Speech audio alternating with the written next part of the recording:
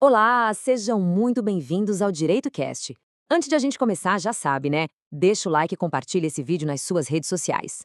Bom, hoje o nosso papo é sobre um dos pilares do nosso Estado Democrático de Direito, o controle de constitucionalidade. Pode parecer um nome complicado, mas na verdade é o mecanismo que garante que a nossa lei maior, a Constituição, seja sempre respeitada.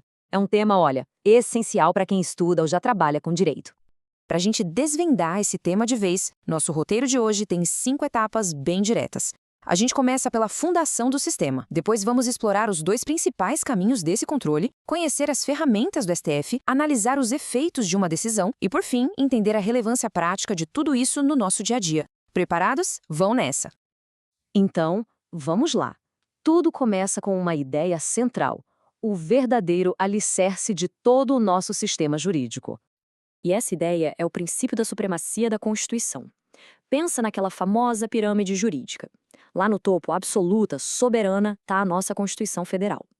Todas as outras normas, sem exceção, leis, decretos, o que for, só têm validade se estiverem de acordo com ela.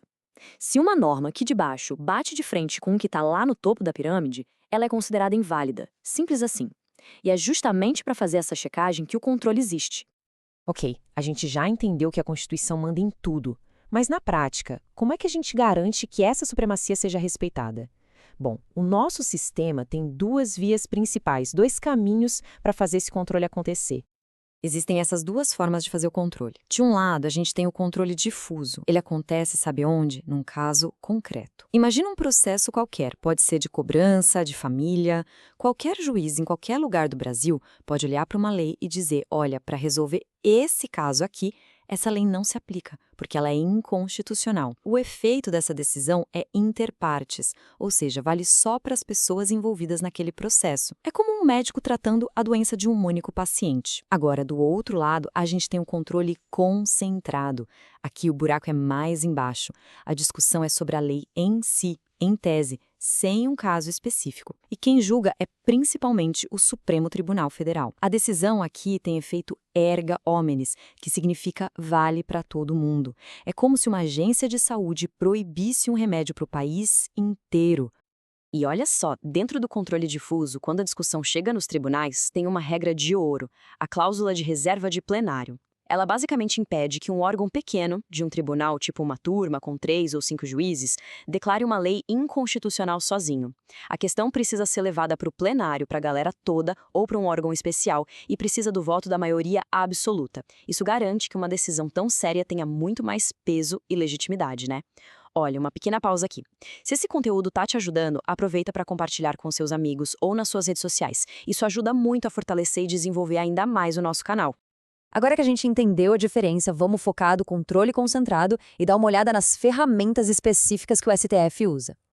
Pensa que o STF tem uma caixa de ferramentas e essas são as 4 principais. A ADI é a mais famosa. Ela serve para questionar se uma lei federal ou estadual é compatível com a Constituição.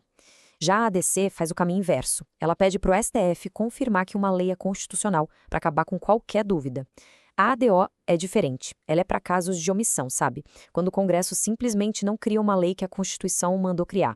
E, por fim, a ADPF, que é tipo um coringa, uma ação super ampla para proteger os princípios mais básicos da Constituição contra qualquer ato do poder público que os ameace. Certo, mas e depois que o STF bate o martelo? Qual é o impacto real de uma decisão dessas no controle concentrado? Bom, aqui as consequências são bem poderosas. A regra geral é que a decisão tenha um combo de 2 efeitos principais. O primeiro é o efeito ex tunc, que significa desde então. Isso quer dizer que a decisão volta no tempo e anula a lei desde o dia em que ela nasceu. É como se ela nunca tivesse existido. O segundo é o efeito erga omnes, que, como a gente já viu, significa para todos. A decisão vale para todo mundo e obriga todos os órgãos do governo, resolvendo a questão de uma vez por todas no país inteiro. Isso leva a gente a uma pergunta muito importante. Pensa só, imagina uma lei sobre impostos que ficou valendo por anos e, de repente, o STF diz que ela é nula desde o começo. Poderia virar um caos jurídico e social gigantesco, na verdade? É exatamente por isso que existe uma ferramenta crucial. O STF pode, por razões de segurança jurídica ou de grande interesse social, modular os efeitos da decisão. O que isso significa? Que em vez de aplicar aquele efeito retroativo total, a Corte pode decidir que a lei só se torna inválida a partir do julgamento ou até mesmo marcar uma data no futuro para isso acontecer. É um mecanismo que dá flexibilidade para evitar que a proteção da Constituição acabe causando um problema ainda maior para a sociedade. E com isso, a gente chega no nosso último ponto. Depois de toda essa conversa mais técnica, por que, afinal de contas, o controle de constitucionalidade é tão importante para a nossa vida? No fim das contas, a importância é imensa. O controle de constitucionalidade é, literalmente, a espinha dorsal da nossa democracia. É ele que garante a segurança jurídica, para que a gente saiba quais são as regras do jogo. É ele que protege nossos direitos fundamentais, servindo de barreira contra leis que violem nossas liberdades.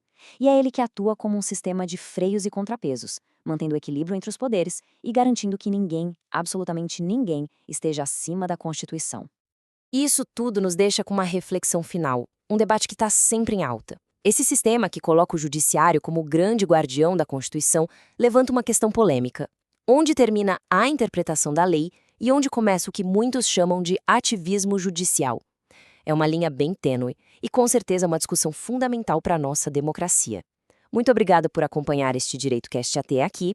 Se esse conteúdo foi útil, não se esqueça de curtir e compartilhar, isso nos ajuda demais. E para não perder os próximos, siga a gente no Spotify. Para vídeos, acesse DireitoCast no YouTube ou no TikTok. Até a próxima!